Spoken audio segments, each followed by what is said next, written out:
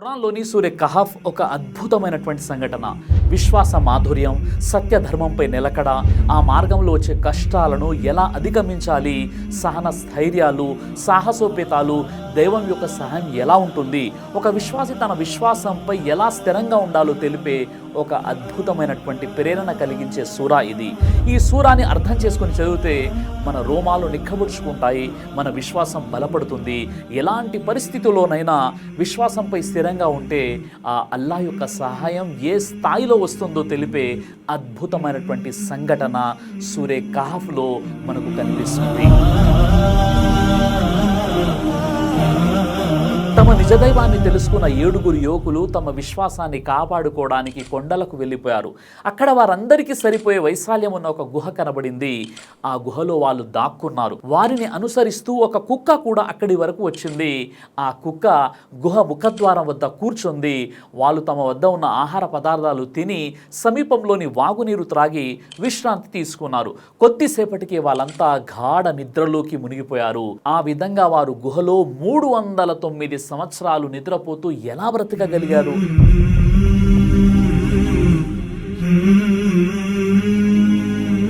ఖురాన్లోని సూరే కహఫ్ ఆయత్ 9 నుండి 25 వరకు ప్రస్తావించబడిన అస్హాబే కహఫ్ ఈ కథ టర్కీలోని ఎఫెసన్ సమీపంలోని పియాన్ పర్వతం లేదా కోలియన్ పర్వతం వాలుపై 1926, 1928లో తవ్వబడిన టర్కీలోని టార్సస్కు ఉత్తరాన ఉన్న మరియు జోర్డాన్లోని అమ్మాన్కు తూర్పున ఉన్న ఆ రాజిబ్ అనే నగరాలలో ఉన్నటువంటి గుహలలో ఈ యువకుల సంఘటన ముడిపడి ఉంది.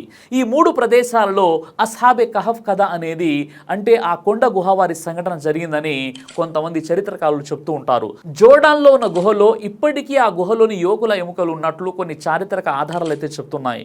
కానీ వాస్తవంగా ఆ సంఘటన ఖచ్చితంగా ఏ ప్రదేశంలో జరిగిందో అల్లాహ్కే తెలుసు.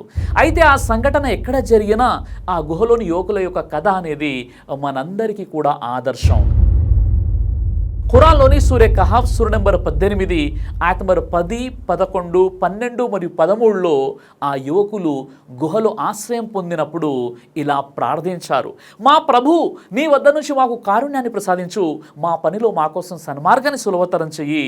సూరే కహఫ్ సూర 18 ఆయత్ నెంబర్ 11లో కావున ఆ గుహలో కొన్ని సంవత్సరాల వరకు మేము వారి చెవులపై జోగొట్టి పడుకోబెట్టాము. సూరే కహఫ్ సూర నెంబర్ 18 ఆయత్ నెంబర్ 12లో ఆ తర్వాత ఆ 2 వర్గాల వారిలో ఎవరు ఆ స్థితిలో గడిపిన గరిష్ట కాలాన్ని ఖచ్చితంగా లెక్కగడతారో తెలుసుకుందామని మేము వారిని తిరిగి లేపాము. అలాగే సూరే కహఫ్ సూర నంబర్ 18 ఆయత్ నంబర్ 13లో మేము వారి యథార్థ గాథ నీకు వినిపిస్తున్నాము. నిశ్చయంగా వారు తమ ప్రభువును విశ్వసించిన కొందరు యువకులు, మేము వారి మార్గదర్శకత్వాన్ని అధికం చేశాము. ఇప్పుడు నేను చదివినటువంటి ఆయతులన్నీ కూడా గృహవాసులైన యువకులకు సంబంధించినటువంటి ఆయతులు. అయితే వారికి సంబంధించినటువంటి పూర్తి వివరాలు ఇప్పుడు మనం తెలుసుకుందాం. గుహవారు అంటే అస్హాబే కహఫ్గా పిలువబడేవారు ఆ నవ యువకులు. వారు అవలంబించేటటువంటి సత్య ధర్మాన్ని కాపాడుకునే ఉద్దేశంతో వారు పర్వత గుహలో ఆశ్రయం పొందారు. గుహవారి ఈ వృత్తాంతం యువతరానికి గొప్ప గుణపాఠం వంటిది.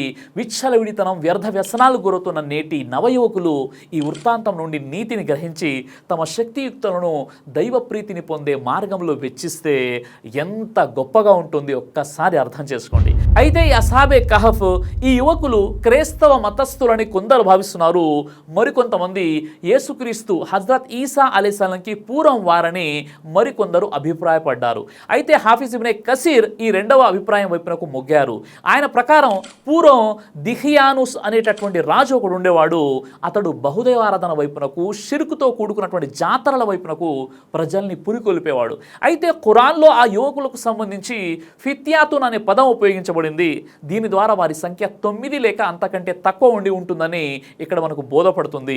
ఎందుకంటే ఫిత్యాతున్ అన్నది 9 లోపు సంఖ్యను సూచించేటటువంటి బహువచనం కాబట్టి వారంతా ప్రజాబాహుల్యం నుంచి వేర్పడి ప్రత్యేకంగా ఒక చోట చేరి ఒక్కడైన సృష్టికర్తను ఆరాధించేవారు. వారి ఏకదైవారాధన సమాజంలో చర్చనీయాంశంగా మారిపోయింది. ఆ యువకులు ఉంటున్న నగరంలో పండుగ రోజు అది. ఆ రోజున ప్రజలు తమ విగ్రహాలకు పూజలు చేసి వాటికి ప్రత్యేక నైవేద్యాలు సమర్పిస్తారు.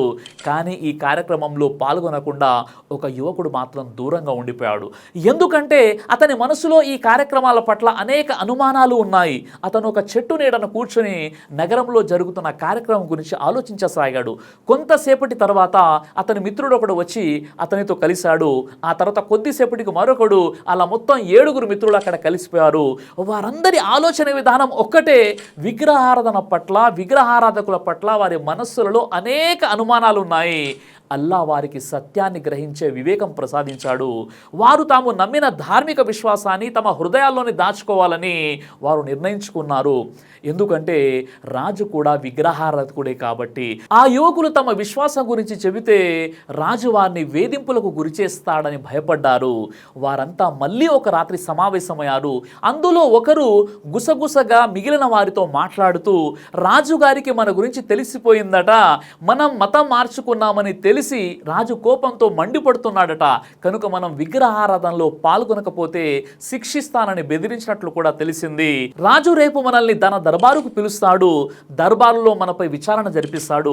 ఇప్పుడు మనం ఏం చేయాలో ఆలోచించండి అన్నాడు. ఆ తర్వాత మరొక యువకుడు జవాబిస్తూ, నాకు కూడా ఈ విషయం తెలిసింది, కానీ ఇదంతా ఒక పుకారు మాత్రమే అనుకుంటున్నాను. ఏది ఏమైనా మనం మన విశ్వాసం విషయంలో దృఢంగా ఉండాలి. మళ్ళీ విగ్రహారాధనకు మరలిపోవడం మన వల్ల కాని పని. ఈ సృష్టి మొత్తానికి మహాసృష్టికర్త ఒకడు ఉన్నాడని చెప్పడానికి చాలా నిదర్శనాలున్నాయి అని అన్నాడు. సూరే కహాఫ్ సూర నంబర్ 18 ఆయత నంబర్ 14లో వారు లేచి నిలబడి ఈ ప్రకటన చేసినప్పుడు, మేము వారి హృదయాలకు దృఢత్వాన్ని కలుగజేశాము. భూమి ఆకాశాలకు ప్రభు అయిన వాడే మా ప్రభు. మేము ఆయన్ని తప్ప వేరొక ఆరాధ్య దైవాన్ని పిలవటం అన్నది జరగని పని. ఒకవేళ మేము గనక అలా చేస్తే ఎంతో దుర్మార్గపు మాటలు పలికిన వారం అవుతాము. మరుసటి రోజు ఎట్టకేలకు రాజుకి ఆ యువకుల విషయం తెలిసిపోయింది. ఆ యువకులను రాజుగారు దర్బారుకు పిలిచాడు. వారిని ప్రశ్నించడానికే రాజు పిలుస్తున్నాడని రాజుకు కొత్త మతం అంటే గిట్టదని వారికి బాగా తెలుసు. అయినా వారు భయపడలేదు. తమ ప్రభువు భూమి ఆకాశాలకు ప్రభు అని, ఆ సృష్టికర్తను తప్ప మరెవ్వరిని దేవునిగా అంగీకరించలేమని నిర్భయంగా చెప్పారు. అల్లాహ్ను తిరస్కరిస్తే మహాపాపం చేసినట్లవుతుందని కూడా వివరించారు. ఈ మాటలు విని రాజుగారికి చాలా కోపం వచ్చింది. వారికి మరణశిక్ష విధిస్తానన్నాడు. కానీ వారు గౌరవప్రదమైనటువంటి కుటుంబాలకు చెందిన వారైనందువల్ల వారికి ఒక రోజు గడువు ఇచ్చాడు. ఈలోగా తమ కొత్త మతాన్ని వదులుకోనట్లయితే వారికి చావు తప్పదని హెచ్చరించాడు. వారు అల్లా పట్ల విశ్వాసంతో మరింత బలాన్ని పొంది ఇలా జవాబిచ్చారు, రాజా, ఈ ధర్మాన్ని మేము ఎవరి ప్రోద్బలం వల్లను స్వీకరించలేదు, అజ్ఞానం వల్లను స్వీకరించలేదు, ఎవరి బలవంతం వల్లను ఈ ధర్మాన్ని స్వీకరించలేదు. మా హృదయాలలో ఉన్న సహజ సిద్ధమైన భావనల ప్రేరణ వల్ల మాకు లభించిన వరం ఇది. అల్లా మా హృదయాలను ప్రకాశవంతం చేశాడు. ఆయన ఒక్కడే దేవుడు, ఆయనే మాకు ప్రభు, ఆయనే భూమి ఆకాశాలకు ప్రభు. మేము ఆయన తప్ప మరెవ్వరిని దేవునిగా ఆరాధించలేము. ఓ రాజా, మా పట్ల నీవు ఎలా వ్యవహరించాలనుకున్నా నీ ఇష్టం. ఇప్పుడు నీ ఇష్టం వచ్చినట్లు చేయడం మంచిదన్నారు. ఇక రాజు జవాబిస్తూ, నేను నా నిర్ణయాన్ని ప్రకటించేశాను కాబట్టి మీకు ఒక రోజు ఆలోచించుకునే గడువు ఉంది. రేపు నేను నా తుది తీర్పు వినిపిస్తాను అన్నాడు. సూరే కహాఫ్ సూర నంబర్ 18 ఆయత నంబర్ 16లో, ఇప్పుడు మీరు వాళ్ళతోనూ అల్లాను కాకుండా వారు పూజిస్తున్న ఇతర దైవాలతోనూ తెగత్రెంపులు చేసుకున్నారు. ఇక ఇప్పుడు ఏదన్నా గుహలోకి పోయి కూర్చోండి. మీ ప్రభు మీపై తన కారుణ్యాన్ని విస్తరింపజేస్తాడు. మీ కార్యసిద్ధికై సౌలభ్యాన్ని సమకూరుస్తాడు. అప్పుడు వారు అనుకున్నారు, మానసికంగా మనం ఎలాగూ మన జాతి వారికి దూరం అయిపోయామో, ఇప్పుడు భౌతికంగా కూడా వారితో సంబంధాలు తెంచుకోవడం మంచిదని గుహవాళ్ళు పరస్పరం చెప్పుకున్నారు. ఆ విధంగా రాజ దర్బారు నుంచి వచ్చిన తర్వాత వాళ్ళు తమ పథకాన్ని ఆచరణలో పెట్టడానికి పూనుకున్నారు. వారిలో ఒకడు మిగిలిన వారితో, మనం మన విశ్వాసం పట్ల ఎంత దృఢంగా ఉన్నామో రాజుకు తెలుసు కాబట్టి తప్పక మన మీద చర్య తీసుకుంటాడు. ఒకవేళ రాజు చర్య తీసుకోకపోతే ప్రజలు రాజును బలహీనుడిగా భావించి పరిహసిస్తారు. కాబట్టి మనం ఇక్కడ ఉండడం క్షేమం కాదు. పట్టణాన్ని వదిలి కొండ గుహల్లో ఎక్కడైనా తలదాచుకుందాం. అక్కడ మనం స్వేచ్ఛగా మన విశ్వాసం ప్రకారం జీవించవచ్చు. ఎవరి జోక్యం ఉండదు అన్నాడు. ఈ సమాలోచన తర్వాత వారంతా తమ తమకు లభించిన ఆహార పదార్థాలు తీసుకొని ఆ 7 యువకులు కొండకు వెళ్ళిపోయారు. అక్కడ వారందరికీ సరిపోయే వైశాల్యం ఉన్న ఒక గుహ కనబడింది. ఆ గుహలో వాళ్ళు దాక్కున్నారు. వారిని అనుసరిస్తూ ఒక కుక్క కూడా అక్కడికి వరకు వచ్చింది. ఆ కుక్క గుహ ముఖద్వారం వద్ద కూర్చుంది. వాళ్ళు తమ వద్ద ఉన్న ఆహార పదార్థాలు తిని సమీపంలోని వాగునీరు త్రాగి విశ్రాంతి తీసుకున్నారు. కొద్దిసేపటికే వాళ్ళంతా గాఢ నిద్రలో మునిగిపోయారు. సూర్య కహఫ్ నంబర్ 18 ఆయత నంబర్ 17లో సూర్యుడు ఉదయిస్తున్నప్పుడు వారి గుహకు కుడి ప్రక్కకు ఒరిగిపోవటాన్ని, అస్తమించే సమయంలో వారికి ఎడమ ప్రక్కకు జరిగిపోవటాన్ని నువ్వు చూస్తావు. వారేమో ఆ గుహలోని విశాలమైన స్థలంలో ఉన్నారు. ఇది అల్లా సూచనల్లోనిది. అల్లా సన్మార్గం చూపిన వాడు మాత్రమే సన్మార్గాన ఉంటాడు. మరి ఆయన పెడత్రోవ పట్టించిన వారిని ఆదుకొని మార్గదర్శకత్వం వహించేవాడెవడిని నీవు పొందలేవు. ఈ విధంగా అల్లా వారికి రక్షణ కల్పించాడు. సూర్యుడు ఉదయించే వేళ ఆ గుహకు కుడి ప్రక్క నుంచి సాగిపోయేవాడు, అస్తమించే సమయంలో గుహకు ఎడమ ప్రక్కన ఒరిగిపోతాడు. అందుచేత వారిపై ఎండ పడేది కాదు. మరి చూడబోతే వాళ్ళు గుహ లోపల చాలా విస్తారమైన స్థలంలో విశ్రాంతి పొందుతున్నారు. ఫజ్వతున్ అంటే విశాలమైన స్థలం అని అర్థం.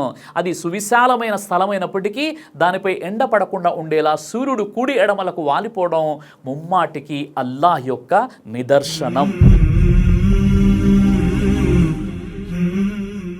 సూర్య కహఫ్ నంబర్ 18 ఆయత నంబర్ 18లో వారు మేల్కొని ఉన్నారని నువ్వు భావిస్తావు, కానీ వారు నిద్రపోతూ ఉంటారు. మేము వారిని కుడి ప్రక్కకు ఎడమ ప్రక్కకు ఒత్తిగిలి పడుకునేలా చేస్తున్నాము.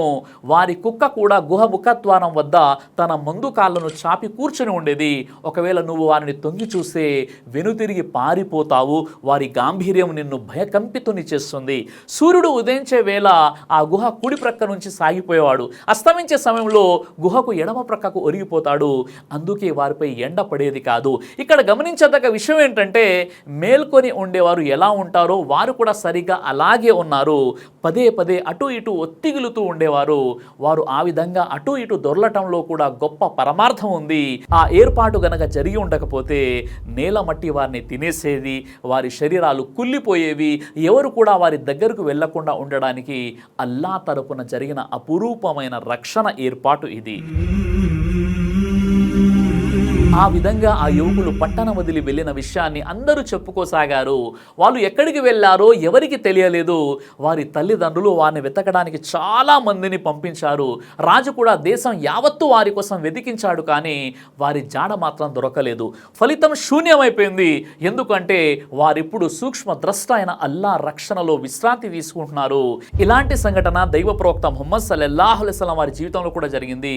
అంతిమ దైవ ప్రవక్త ముహమ్మద్ సల్లల్లాహు అలైహి వసల్లం వారిని మక్కా అవిశ్వాసులు వెతుక్కుంటూ గారే సౌర్ వరకు వచ్చి తిరిగి వెళ్ళినట్టే వారు కూడా ఆ పరిసరాలన్నీ వెతికారు, కానీ గుహలోకి పోలేదు.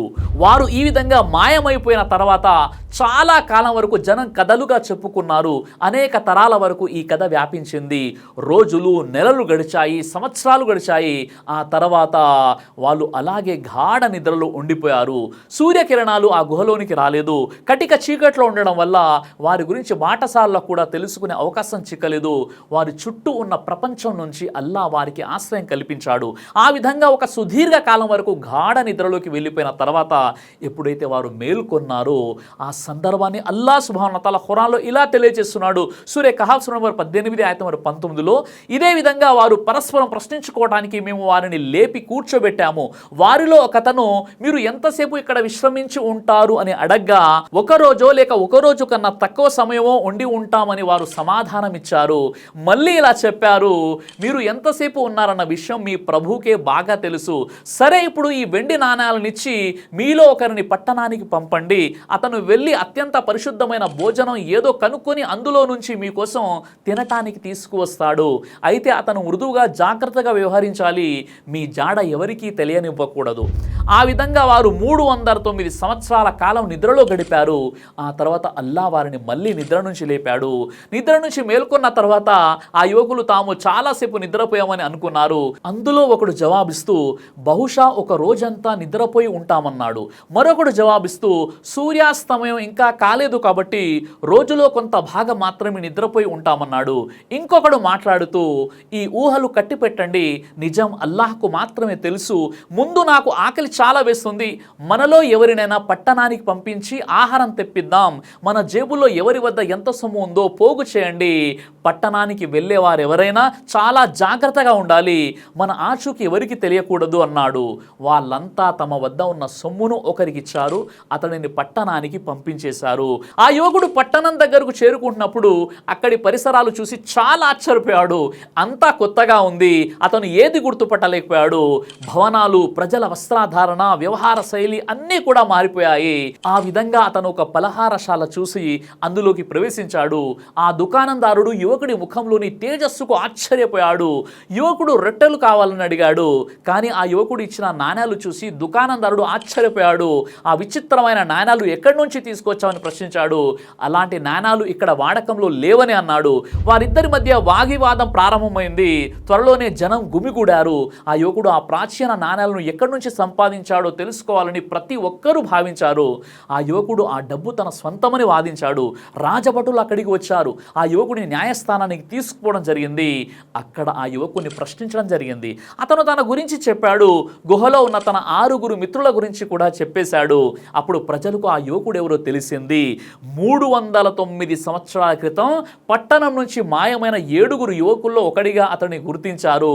దుర్మార్గపు రాజు మరణించి అనేక వందల సంవత్సరాలైందని తెలిసి ఆ యువకుడు కూడా ఆశ్చర్యపోయాడు. అయితే ఆనాటి రాజు తన సైనికులు ఎంత దుర్మార్గులో అల్లా ఈ వాక్యంలో తెలియస్తున్నాడు. సూర్యకాసనం 18:20లో వారు గనక మిమ్మల్ని పట్టుకున్నారంటే మీపై రాళ్ళైనా రువ్వుతారు, లేదా మిమ్మల్ని తమ మతంలోకైనా తిరిగి రప్పించుకుంటారు.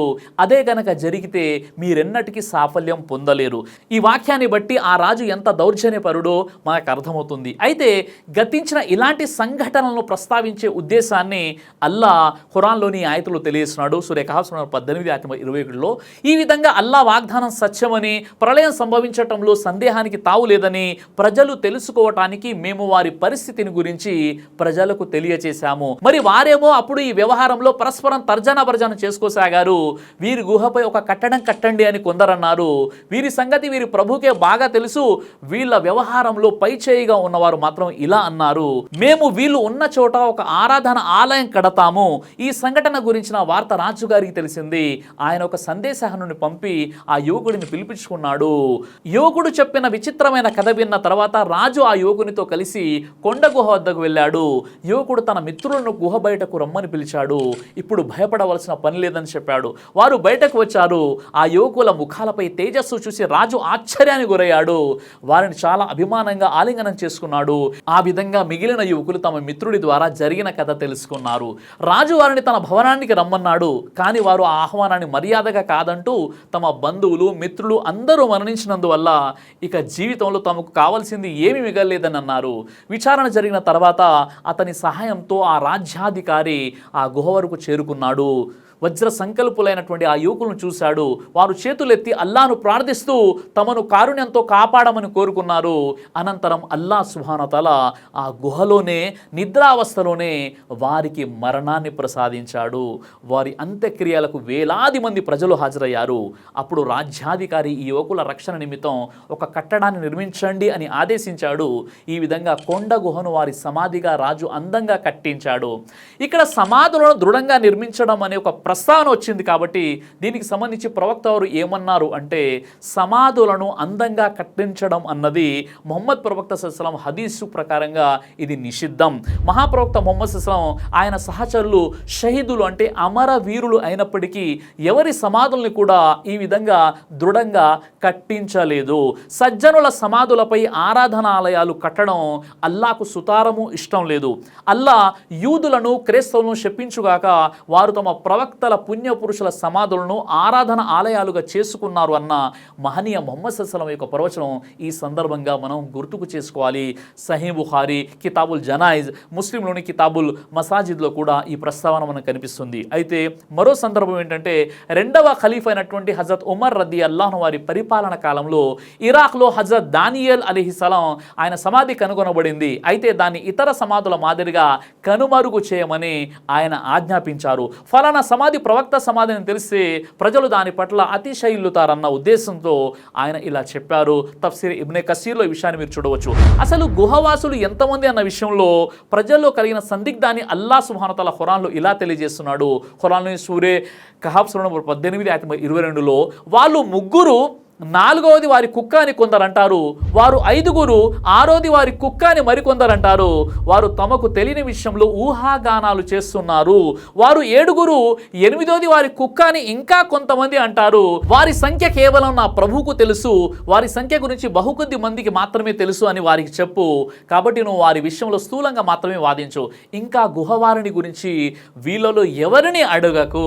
ఈ గుహవాసులకు సంబంధించి మరో ముఖ్యమైనటువంటి విషయం ఏమిటంటే, గుహవారు అసలు ఎంతమంది అన్న విషయంలో మహాప్రవక్త సల్సలం కాలం నాటి విశ్వాసులు మరియు అవిశ్వాసుల్లో వాదులాట కూడా జరిగేది. ముఖ్యంగా గ్రంథ జ్ఞానం గలవారు యూదులు క్రైస్తవులు ఈ వ్యవహారంలో లేనిపోని ప్రశ్నలు గుప్పించేవారు. వాస్తవానికి ఆ విషయానికి సంబంధించినటువంటి యథార్థ జ్ఞానం వారిలో ఎవరికి ఉండేది కాదు.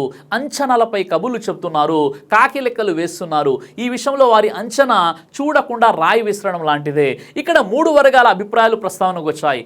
మొదటి 2 వర్గాల అభిప్రాయాలను ఊహాగానాలు రజ్ముల్ బిల్ గైబ్గా బేరీజు ఖరారు చేసిన తర్వాత 3వ వర్గ అభిప్రాయాన్ని ప్రస్తావించడాన్ని బట్టి ఇది ప్రమాణబద్ధమైనదని, వాస్తవానికి వారి సంఖ్య అంతేనని, అంటే వారు 7గురు అని కొంతమంది ఖురాన్ వ్యాఖ్యాతలు పేర్కొన్నారు. ఇబ్నే కసీర్ మరియు కొంతమంది ప్రవక్త ప్రియ సహచరులు రదియల్లాహు అజ్మఈన్ గుహవారి సంఖ్య ఎంత అన్న విషయంలో తెలిసిన బహుకొద్ది మందిలో మేము ఉన్నాం, 3వ మాటలో అభిప్రాయపడినట్లు వారు 7గురు మాత్రమే అని చెప్పేవారు. తఫ్సీర్ ఇబ్నే కసీర్లో విషయాన్ని మీరు చూడవచ్చు. ఈ విధంగా సూరే కహఫ్లోని గుహవాసుల గురించి పూర్తి వివరంగా తెలుసుకున్నాం.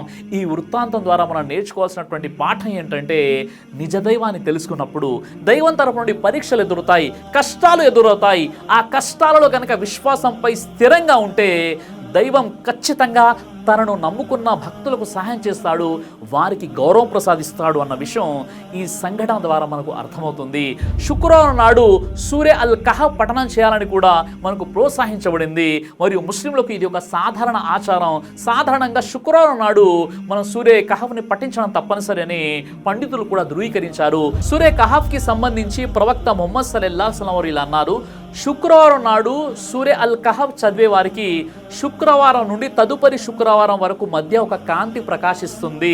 అదేవిధంగా సూరే అల్ కహఫ్ ప్రారంభం నుండి 10 ఆయతులను కంఠస్థం చేసేవాడు క్రీస్తు విరోధి అయినటువంటి దజ్జాల్ నుండి రక్షించబడతాడని కూడా ప్రవక్త ముహమ్మద్ సల్లల్లాహు అలైహి వసల్లం తెలియజేశారు. అల్లాహ్ మనందరికీ ప్రతి శుక్రవారం ఖచ్చితంగా సూరే కహఫ్ చదివే సద్బుద్ధిని ప్రసాదించుగాక. ఆమీన్. ఈరోజు మనం చూస్తున్నాం, చాలా మంది శుక్రవారం అయినప్పటికీ సూరే కహఫ్ని చదవరు. ప్రతి శుక్రవారం కూడా ఖచ్చితంగా మనం సూరే కహఫ్ని చదివేటటువంటి ప్రయత్నం చేయాలి. అల్లాహ్ సుబ్హానహు వ తఆలా మనందరికీ ప్రతి శుక్రవారం కూడా సూరే కహఫ్ పఠించేటటువంటి సద్బుద్ధిని ప్రసాదించుగాక. ఆమీన్ యా రబ్బ్. దైవ ప్రవక్త ముహమ్మద్ సల్లల్లాహు అలైహి వసల్లం వారు తెలియజేశారు, కడుపుకు సంబంధించినటువంటి అన్ని రకాల వ్యాధులకు అద్భుతమైనటువంటి ఔషధం తల్బీనా. ఇది దైవ ప్రవక్త వారి సున్నత్. మంచి ఆహారం, ఇమ్యూనిటీ బూస్టర్, ఇందులో షిఫా ఉంది.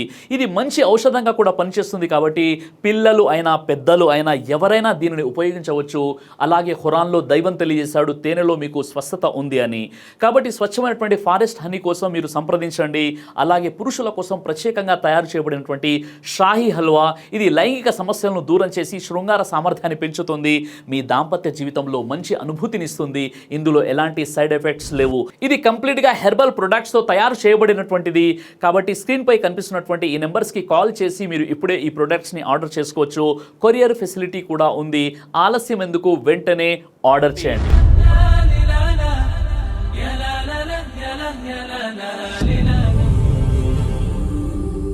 బ్రదర్ సిరాజ్ అని యూట్యూబ్ ఛానల్ని మీరు సబ్స్క్రైబ్ చేసినట్లయితే ఇన్షాల్లా దైవచిత్తం అయితే మీకు వీడియోస్ వస్తుంటాయి. అదేవిధంగా బ్రదర్ సిరాజ్ అనేటటువంటి ఫేస్బుక్ని కూడా లైక్ చేయడం వల్ల మీకు వీడియోస్ వస్తుంటాయి.